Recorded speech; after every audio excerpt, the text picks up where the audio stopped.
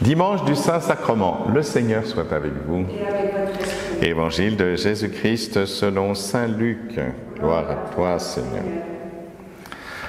En ce temps-là, Jésus parlait aux foules du règne de Dieu et guérissait tous ceux qui en avaient besoin. Le jour commençait à baisser.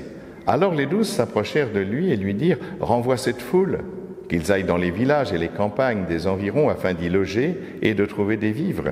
Ici, nous sommes dans un endroit désert. » Mais il leur dit « Donnez-leur vous-même à manger. » Ils répondirent « Nous n'avons pas plus de 5 pains et 2 poissons, à moins peut-être d'aller nous-mêmes acheter de la nourriture pour tout ce peuple. » Il y avait environ 5000 hommes. Jésus dit à ses disciples « Faites-les asseoir par groupe de 50 environ. » Ils exécutèrent cette demande et firent asseoir tout le monde.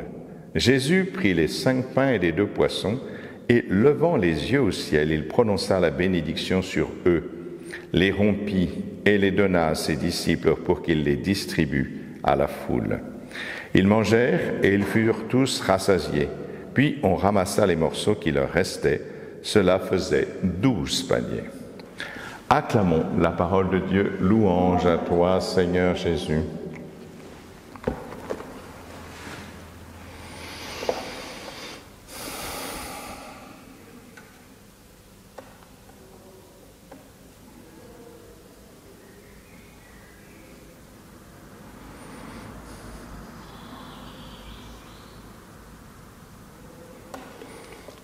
Voilà, nous sommes devant ce mystère du Saint-Sacrement.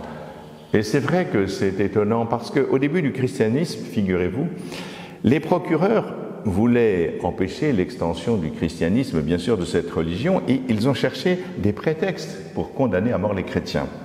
Et c'était assez difficile parce qu'en fait, ils se comportaient en bons citoyens, ils avaient une morale irréprochable, ils ne faisaient de mal à personne. Il fallait bien trouver quelque chose. Eh bien, ils ont trouvé 2 choses. La première, c'est qu'ils refusent de sacrifier aux idoles et de vénérer la statue de l'empereur, comme s'il était Dieu. Donc déjà, c'était une belle accusation et la plupart ont été d'ailleurs persécutés en raison de cette première raison. Et la deuxième raison, figurez-vous, c'est de considérer que les chrétiens étaient des cannibales.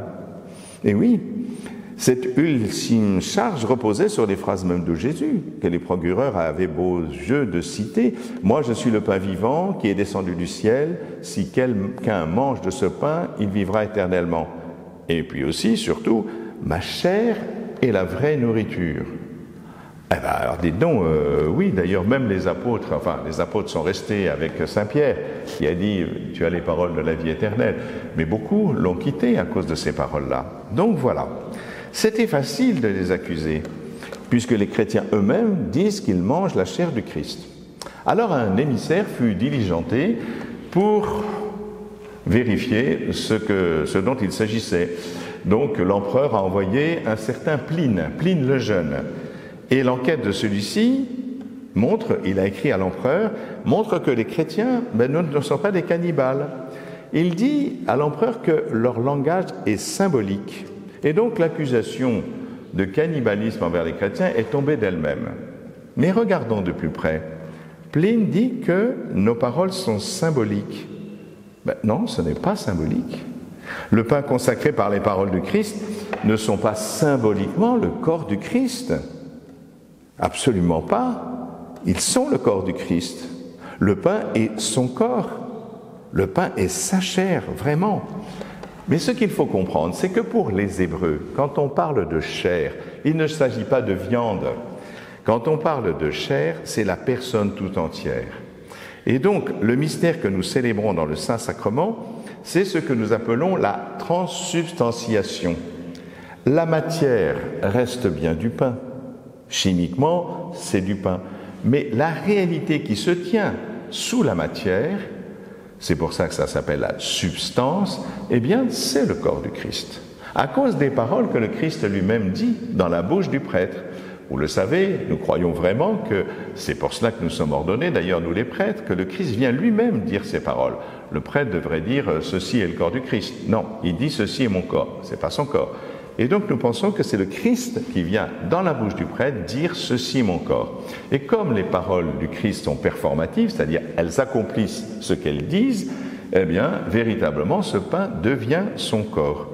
Vous voyez, c'est important de comprendre cela parce que, si vous voulez, quand reprenons la question du cannibale, le cannibale, lui, mange de la chair humaine et le chrétien, lui, mange le corps du Christ, le Fils de Dieu, non pas en tant qu'il est incarné, c'est pour ça qu'on ne mange pas de la viande, mais en tant qu'il est le Verbe de Dieu. Sur la croix, Jésus offre son corps humain à son Père, celui qu'il a assumé. Il est vrai Dieu, vrai homme. Mais sur l'autel, Jésus offre son corps divin pour que nos corps revêtent l'immortalité. Et voilà pourquoi, comme le dit saint Augustin, quand je mange un aliment, cet aliment est transformé en moi. Mais quand je mange le corps du Christ, c'est l'inverse qui se passe. C'est moi qui suis transformé en Christ. Et voilà pourquoi saint Paul pourra dire « ce n'est plus moi qui vis, c'est le Christ qui vit en moi ». Saint Paul, c'est toujours le même. Il est toujours le même personnage, avec le même caractère. Mais là, il est transformé, transfiguré par le Christ qui vit en lui et qui lui permet de faire tout ce chemin extraordinaire qui va le mener à la sainteté.